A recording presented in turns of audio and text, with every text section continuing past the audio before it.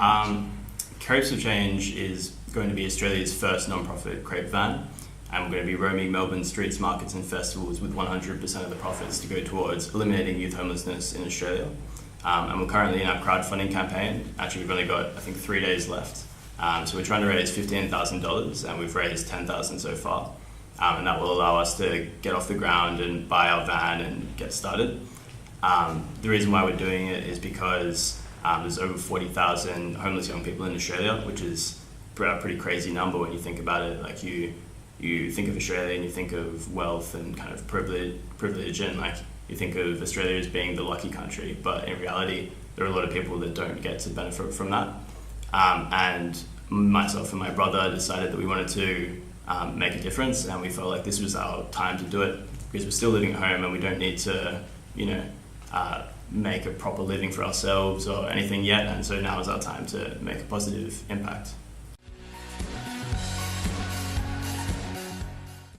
So our business model is that of a social enterprise. So what that means is we follow a relatively traditional business model. So we'll be selling crepes and coffee for a profit like a normal business would, and trying to maximize the money that we can make. And that will then first go to pay for our ingredients and our council permits and everything that we need to sustain our business. And then all of the profit after that will then go on to our social cause.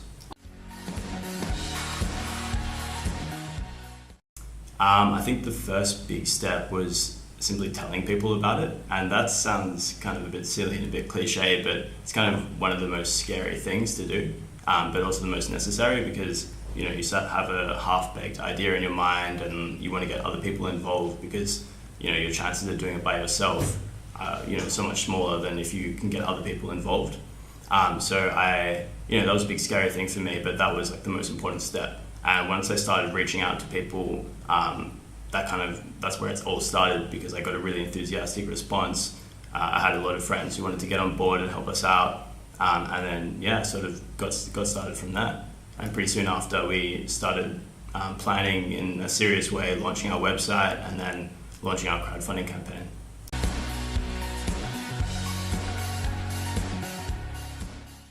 Yeah, for sure. Actually, at the last event that we did, my brother got asked pretty much that exact question. I thought his answer was great. That because you do get that a lot for sure. When you're young, people tend to not take you that seriously.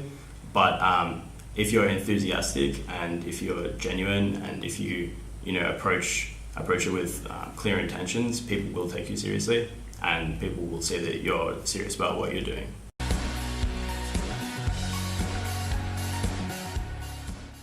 I suppose getting enough support because we're a non-profit and we're running a crowdfunding campaign, and I kind of wasn't prepared for how hard it would be to get people to actually donate money because I've been involved with other startups before like Asia Options and Write Fluently and some other ones, and those ones, because they weren't a not-for-profit and weren't crowdfunding, all we were asking of people was to either go to our website and check it out or to like us on Facebook. And I realized quickly that it's one thing to get somebody to go to your Facebook page and give you a like, but it's completely another matter to get them to actually go to your crowdfunding campaign and pledge any money at all. Like I feel like there's such a huge difference in difficulty between getting them to like you on Facebook and to donate $1 than there is for them to donate $1 or $50.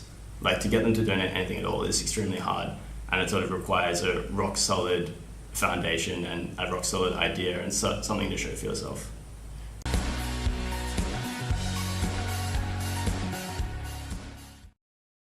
Well, in addition to having all of our profits going towards programs such as Streets program, where they train up young people in hospitality skills, and to fund programs like Street Smart Australia, we're actually going to implement our own program.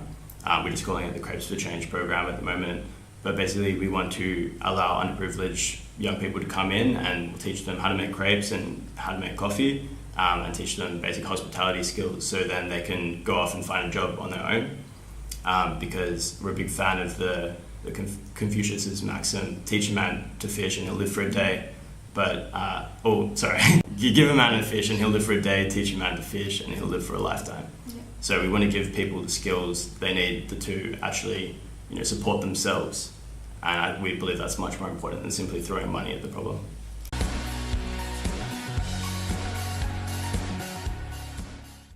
I've got two big pieces of advice. The first one would be just get started. There's always going to be people that will doubt you or, not believe in your idea or think your idea is stupid, but you just got to get started and see how it goes.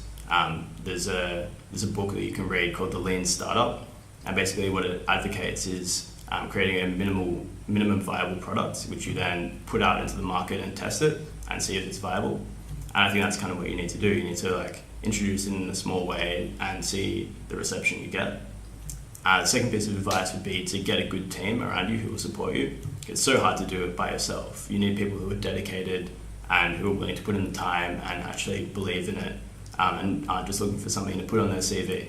And if you get that, then you'll be in a pretty good place to succeed, I think.